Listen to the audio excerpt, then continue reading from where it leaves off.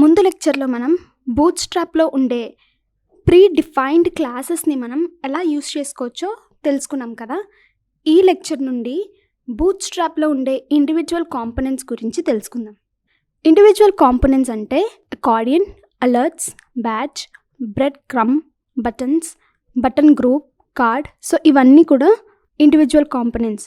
So ఈ లెక్చర్లో accordion అనే ఇండివిడ్యువల్ కాంపోనెంట్‌ని మనం కోడ్లో ఎలా ఇంప్లిమెంట్ చేస్తామో చూద్దాం. ఈ అకార్డియన్ అంటే కంటెంట్ని ఎక్స్పాండ్ లేదా కొలాప్స్ చేస్తుంది. ఎగ్జాంపుల్కి ఇక్కడ మనకి 3 అకార్డియన్స్ ఉన్నాయి. సో టాగల్ చేసినప్పుడు కంటెంట్ని ఎక్స్పాండ్ లేదా కొలాప్స్ చేయాలి. అలానే సెకండ్ అకార్డియన్ ఎక్స్పాండ్ చేస్తుంది, కొలాప్స్ చేస్తుంది. థర్డ్ అకార్డియన్ ఎక్స్పాండ్ చేస్తుంది, అలానే కొలాప్స్ చేస్తుంది. సో ఇప్పుడు మనం ఈ అకార్డియన్ని కోడ్లో ఎలా ఇంప్లిమెంట్ చేస్తామో చూద్దాం. ఫస్ట్ మనం సిడిఎన్ లింక్స్ని కాపీ పేస్ట్ చేసుకోవాలి.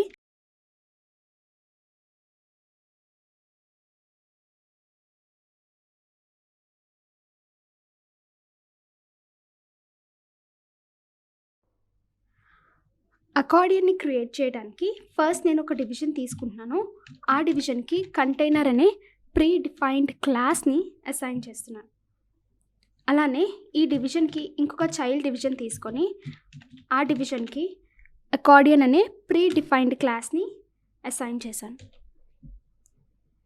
అలానే ఇంకొక డివిజన్ తీసుకుంటున్నాను.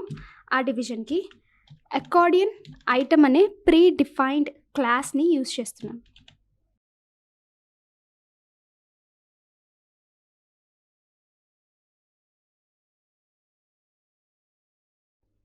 అకార్డియన్ 1, అకార్డియన్ 2, అకార్డియన్ 3 ఇవన్నీ కూడా అకార్డియన్ ఐటమ్స్లో ఉన్నాయి. సో ఒక్కొక్క అకార్డియన్ ఐటెంలో ఇప్పుడు మనం H2 ట్యాగ్ని తీసుకుందాం.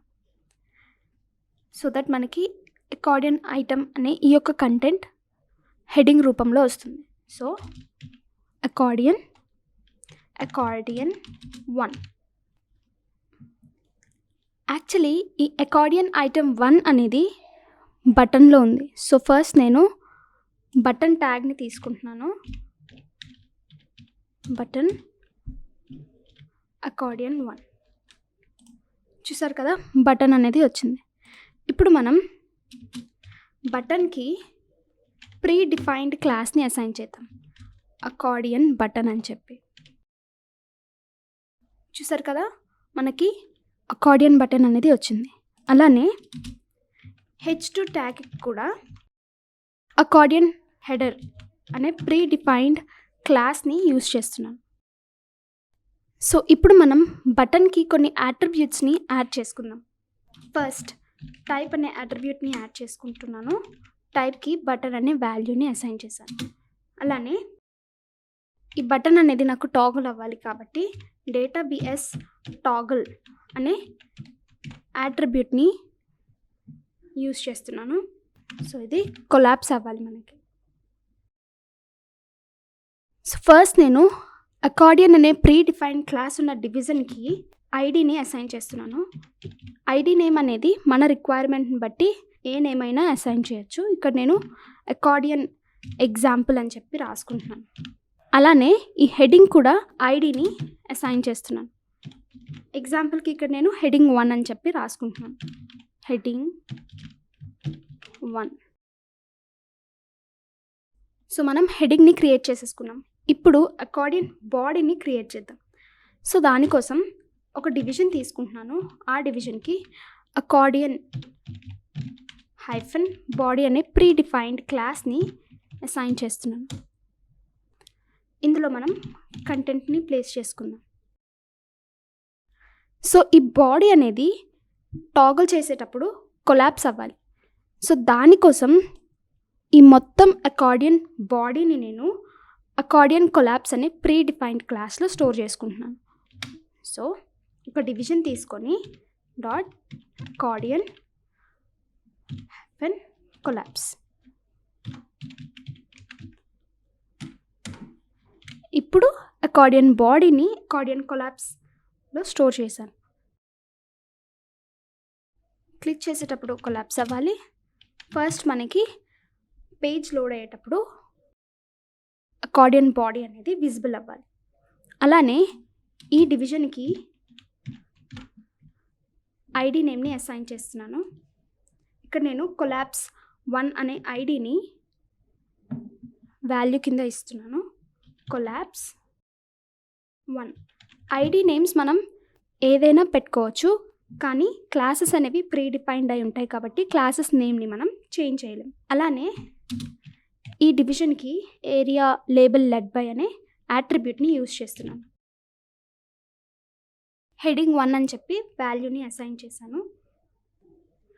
సో ఈ ఏరియా లేబుల్ లెడ్ బై అనే యాట్రిబ్యూట్ ఎవరైతే డిజేబుల్డ్ యూజర్స్ ఉంటారో వాళ్ళకి యూజ్ అవుతుంది. డేటాబేస్ పేరెంట్ అనే యాట్రిబ్యూట్కి నేను అకార్డియన్ డివిజన్ ఉండే ఐడి నేమ్ని వాల్యూ కింద ఇస్తున్నాను.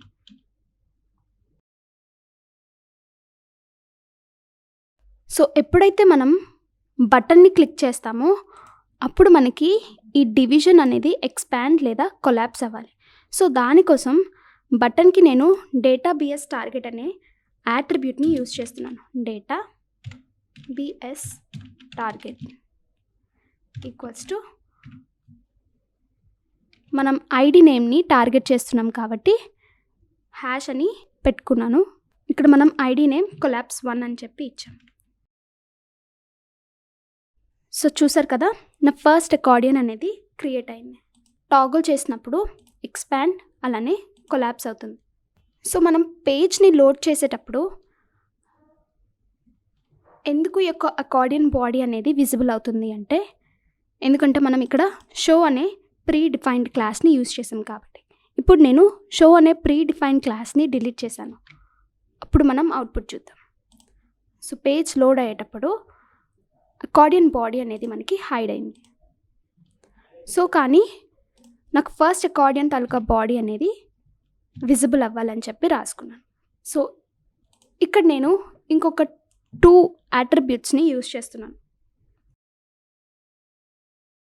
సో ఫస్ట్ నాకు ఎక్స్పాండ్ అవ్వాలి కదా, సో వాల్యూ ట్రూ ఇచ్చాను. అలానే ఈ బటన్ క్లిక్ చేసేటప్పుడు అకార్డియన్ బాడీ అనేది కొలాప్స్ లేదా ఎక్స్పాండ్ అవ్వాలి. సో దానికోసం ఏరియా కంట్రోల్స్ దానికి వాల్యూ వచ్చేసి అకార్డియన్ బాడీ తాలూకా ఐడి నేమ్ ఇవ్వాలి. సో ఇక్కడ మనం కొలాప్స్ 1 అని చెప్పి ఐడి నేమ్ని తీసుకున్నాం కదా, ఆ వాల్యూని మనం ఏరియా కంట్రోల్స్ యాట్రిబ్యూట్కి ఇవ్వాలి. సో ఇక్కడితో మనం ఫస్ట్ అకార్డియన్ ఐటమ్ని క్రియేట్ చేసాం. ఇప్పుడు సెకండ్ వన్ క్రియేట్ చేద్దాం. సో జస్ట్ నేను ఫస్ట్ అకార్డియన్ ఐటమ్ తాలూకా కోడ్ని కాపీ పేస్ట్ చేసుకుంటున్నాను. సో ఇక్కడ చూడండి 2 అని ఇద్దాం. సో ఫస్ట్ అకార్డియన్ని నేను క్లిక్ చేసినప్పుడు సెకండ్ అకార్డియన్ తాలూకా బాడీ కూడా క్లోజ్ అవుతుంది. సెకండ్ అకార్డియన్ని క్లిక్ చేసేటప్పుడు ఫస్ట్ సెకండ్ అకార్డియన్స్ తాలూకా బాడీ అనేది ఎక్స్పాండ్ అయింది. ఎందుకంటే ఇక్కడ మనం ఐడి నేమ్స్ అలానే టార్గెట్ నేమ్స్ని మనం చేంజ్ చేయలేదు కాబట్టి. సో ఫస్ట్ నేను ఇక్కడ హెడింగ్ 1 అని చెప్పి ఈ యొక్క ఐడి నేమ్ని చేంజ్ చేసుకుంటున్నాను. ఇక్కడ నేను 1ని 2 కింద మార్చుకున్నాను.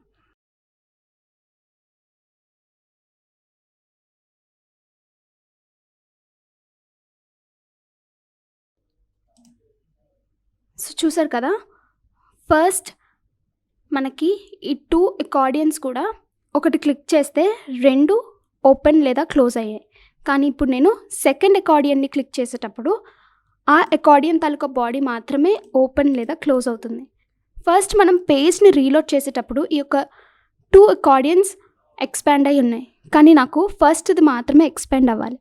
సో దానికోసం ఇప్పుడు నేను షో అనే ప్రీ డిఫైన్డ్ క్లాస్ని తీసేస్తున్నాను. అలానే ఏరియా ఎక్స్పాండ్ ట్రూ అనే యాట్రిబ్యూట్ వాల్యూని కూడా డిలీట్ చేసుకున్నాను. సో పేజ్ మనం రీలోడ్ చేసినప్పుడు ఫస్ట్ అకార్డియన్ మాత్రమే ఎక్స్పాండ్ అయ్యి కనిపిస్తుంది. సెకండ్ వన్ మనం టాగుల్ చేయాలి. సో టాగుల్ చేసినప్పుడు వర్క్ అవుతుంది. అలానే ఇప్పుడు మనం థర్డ్ వన్ క్రియేట్ చేద్దాం. చూసారు కదా, ఈ 2 అకార్డియన్స్ కూడా ఓపెన్ లేదా క్లోజ్ అవుతున్నాయి ఒకేసారి. సో దానికోసం ఇప్పుడు నేను ఐడి నేమ్స్ని చేంజ్ చేసుకుంటున్నాను.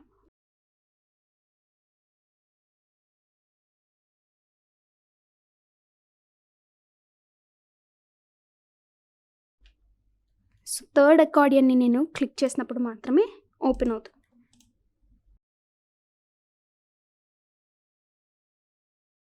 సో ఫస్ట్ నేను కంటైనర్కి మార్జిన్ అప్లై చేసుకుంటున్నాను.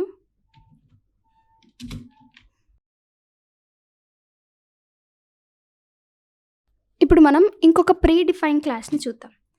సో ఎప్పుడైతే నేను అకార్డియన్ ఫ్లష్ అనే ప్రీ డిఫైన్ క్లాస్ని యూజ్ చేస్తానో అప్పుడు నాకు బార్డర్ అనేది చేంజ్ అయింది. సో అకార్డియన్ ఫ్లష్ అనేది రేడియస్ బార్డర్ని రిమూవ్ చేసేస్తుంది. చూడండి, ఇప్పుడు నేను అకార్డియన్ ఫ్లష్ ప్రీ డిఫైన్ క్లాస్ని డిలీట్ చేసినాను. అప్పుడు నాకు అవుట్పుట్ ఎలా వస్తుందో చూడండి. ఇక్కడ చూసారా, రేడియస్ అనేది ఫామ్ అయింది. సో మనం బూట్ స్ట్రాప్లో అకార్డియన్ అనే ఇండివిజువల్ కాంపోనెంట్ని ఎలా బిల్డ్ చేయాలో తెలుసుకున్నాం కదా. ఇప్పుడు మనం ఇక్కడ కనిపిస్తున్న ఈ యొక్క అకార్డియన్ని బూట్ స్ట్రాప్లో ఎలా బిల్డ్ చేస్తామో చూద్దాం. ఫస్ట్ మనం బూట్ స్ట్రాప్ తాలూకా సిడిఎన్ లింక్స్ని కాపీ పేస్ట్ చేసుకుందాం. లింక్ ట్యాగ్ని కాపీ చేసుకున్నాను, అలానే పేస్ట్ చేసేసుకున్నాను. అలానే స్క్రిప్ట్ ట్యాగ్ కూడా కాపీ చేసుకొని నా HTML ఫైల్లో పేస్ట్ చేసుకున్నాను. సో బూట్ స్ట్రాప్లో మనకి అకార్డియన్ గురించి కోడ్ ఉంటుంది కదా. సో ఆ కోడ్ని నేను కాపీ పేస్ట్ చేసుకుంటున్నాను. సో చూసారు కదా, ఆల్రెడీ ఎగ్జిస్ట్ అయిన కోడ్ని నేను కాపీ చేసి నా HTML ఫైల్లో పేస్ట్ చేసుకుంటున్నాను. ఇప్పుడు మనం అవుట్పుట్ అబ్జర్వ్ చేద్దాం. కానీ మనం బిల్డ్ చేయాల్సింది ఇక్కడ కనిపిస్తున్న ఈ యొక్క అకార్డియన్ని. సో ఇప్పుడు నేను ఈ అకార్డియన్ కోడ్లో కొన్ని చేంజెస్ చేసి ఈ అకార్డియన్ని ఇక్కడ కనిపిస్తున్న ఈ అకార్డియన్ లాగా చేంజ్ చేసుకుందాం. సో ఫస్ట్ మనకి అకార్డియన్ హెడింగ్లో ఈ యొక్క సెట్టింగ్ ఐకన్స్ అనేవి ఉన్నాయి కదా. సో దానికోసం అయాన్ ఐకన్ వెబ్సైట్కి విజిట్ చేసి స్క్రిప్ట్ ట్యాగ్స్ని నేను కాపీ పేస్ట్ చేసుకుంటున్నాను. సో మనకి కావాల్సింది సెట్టింగ్ ఐకన్ కాబట్టి సెట్టింగ్ ఐకన్, నాకు ఈ యొక్క ఐకన్ అనేది ఫిల్లో రావాలి. సో ఫిల్ తాలూకా కోడ్ని కాపీ చేసుకొని ఇక్కడ కనిపిస్తున్న ప్రతి అకార్డియన్ ఐటమ్ హెడింగ్ దగ్గర ప్లేస్ చేసుకుంటున్నాను. అకార్డియన్ ఐటమ్ 1, అకార్డియన్ ఐటమ్ 2, అలానే అకార్డియన్ ఐటమ్ 3. ఇప్పుడు మనం అవుట్పుట్ అబ్జర్వ్ చేద్దాం. సో చూసారు కదా, సెట్టింగ్ ఐకన్స్ అనేవి వచ్చాయి. కానీ ఐకన్కి హెడింగ్కి స్పేస్ అనేది లేదు. సో దానికోసం నేను అయాన్ ఐకన్కి మార్జిన్ ఎండ్ అనే ప్రీ డిఫైన్డ్ క్లాస్ని యూజ్ చేస్తున్నాను. So first ion icon, second ion icon, third ion icon. So ఇప్పుడు నేను ME అనే ప్రీ డిఫైన్ క్లాస్ని యూజ్ చేస్తున్నాను. ఇక్కడ వాల్యూ 2 అని ఇస్తున్నాను. సో చూసారు కదా, ఐకాన్కి హెడింగ్కి స్పేస్ అనేది వచ్చింది. సో ఇప్పుడు మనం హెడింగ్ నేమ్ని చేంజ్ చేసుకుందాం. ఇక్కడ మనకి కంటెంట్ ట్యాబ్ అని ఉంది కదా. సో ఇక్కడ కూడా నేను కంటెంట్ ట్యాబ్ అని చెప్పి రాస్తున్నాను. కంటెంట్ ట్యాబ్ అన్ని హెడింగ్స్ దగ్గర నేను రీప్లేస్ చేసుకుంటున్నాను. చూసారు కదా, కంటెంట్ ట్యాబ్ అని చెప్పి వచ్చింది. కానీ ఈ యొక్క కంటెంట్ ట్యాబ్ అనేది క్యాపిటల్ లెటర్స్లో ఉన్నాయి.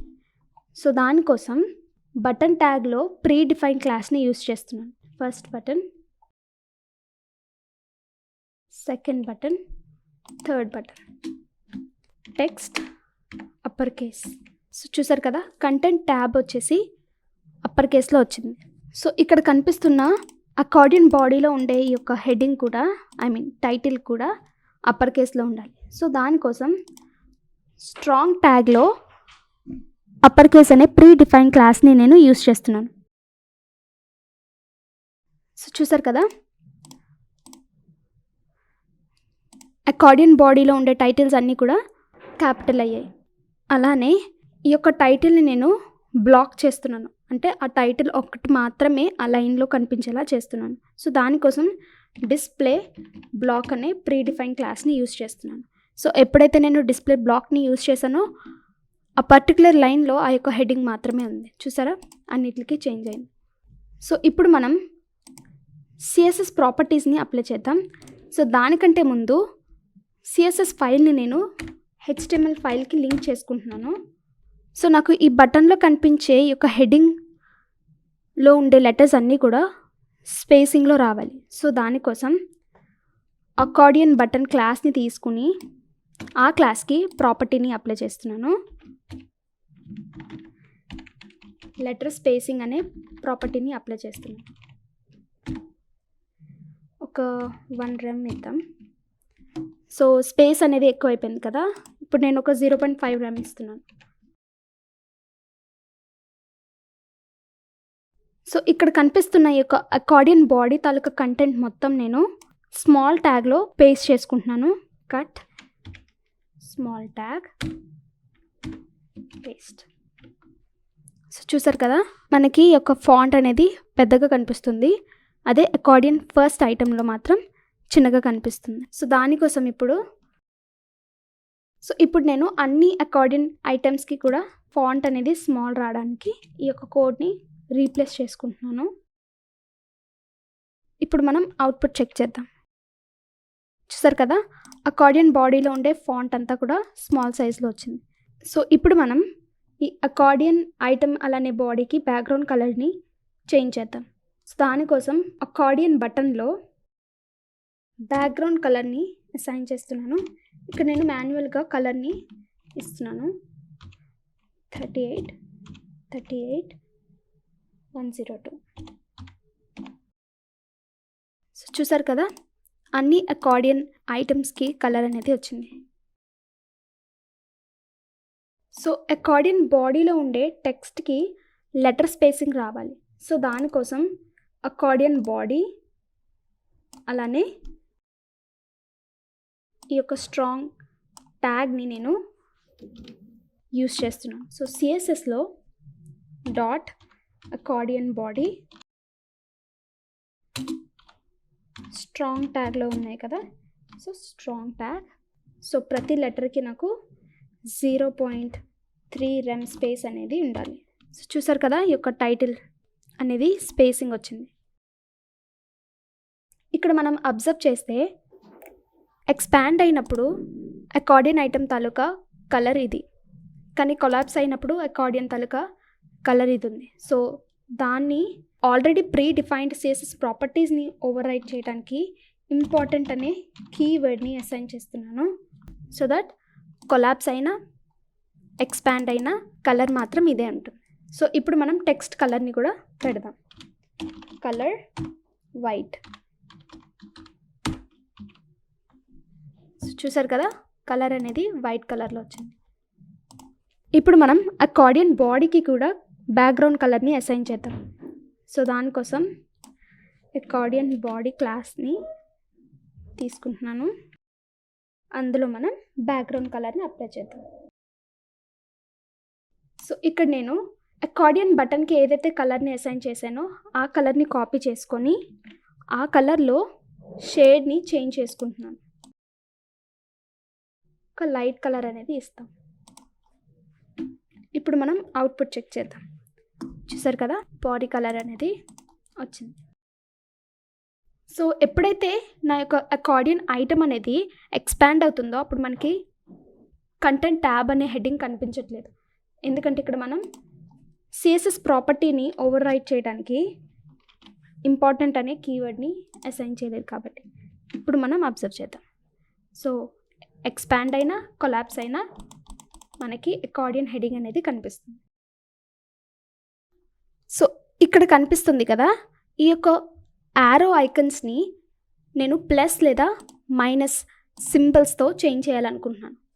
సో దానికోసం ఫస్ట్ మనం ఇన్స్పెక్ట్ చేసి చూద్దాం. ఇన్స్పెక్ట్. నేను ఎలిమెంట్ని సెలెక్ట్ చేసుకుంటున్నాను. సో ఇక్కడ మనకు కనిపిస్తున్న ఈ యొక్క క్లాస్ని తీసుకుంటున్నాను. ఇక్కడ మనం అబ్జర్వ్ చేస్తే ఈ యొక్క క్లాస్కి ఆల్రెడీ బ్యాక్గ్రౌండ్ ఇమేజ్ అన్నది ఉంది. సో ఇప్పుడు నేను ఆ బ్యాక్గ్రౌండ్ ఇమేజ్ని వాల్యూ నన్ ఇస్తున్నాను. అలానే ఆల్రెడీ ప్రీ డిఫైన్డ్ అయి ఉండే సిఎస్ఎస్ ప్రాపర్టీస్ని ఓవర్ రైట్ చేయడానికి ఇంపార్టెంట్ కీవర్డ్ని యూజ్ చేస్తున్నాను. సో ఇక్కడ మనం అబ్జర్వ్ చేస్తే ఎక్స్పాండ్ అయినప్పుడు యారో బటన్స్ అనేవి కనిపించట్లేదు. సో దానికి బదులు మనం మైనస్ సింబల్ని అసైన్ చేస్తున్నాను. ఇప్పుడు మనం అవుట్పుట్ చెక్ చేద్దాం. చూసారు కదా, ఎక్స్పాండ్ అయినప్పుడు మైనస్ సింబల్ అనేది వస్తుంది. అలానే కొలాప్స్ అయి ఉన్నప్పుడు మనకి ప్లస్ సింబల్ కనిపించాలి. సో దానికోసం ఫస్ట్ నేను ఎలిమెంట్ని సెలెక్ట్ చేసుకొని ఇక్కడున్న క్లాస్ని నేను కాపీ చేసుకొని సేమ్ ఇందాకలానే బ్యాక్గ్రౌండ్ ఇమేజ్ని చేంజ్ చేసుకుందాం. చూసారు కదా, ఎక్స్పాండ్ అయినప్పుడు మైనస్, కొలాప్స్ అయినప్పుడు ప్లస్ సింబల్స్ అనేవి కనిపిస్తున్నాయి. సో ఎప్పుడు కూడా మనం గుర్తుపెట్టుకోవాల్సింది ఏంటి అంటే, ఎప్పుడైనా ఒక సిఎస్ఎస్ ప్రాపర్టీ అనేది వర్క్ అవ్వట్లేదు అన్నప్పుడు దానికి మనం ఇంపార్టెంట్ కీవర్డ్ని యూజ్ చేయాలి. ఎందుకంటే ఈ యొక్క ప్రాపర్టీస్ అనేవి ఆల్రెడీ ప్రీ డిఫైన్డ్ అయి ఉంటాయి కాబట్టి బూట్ స్ట్రాప్లో.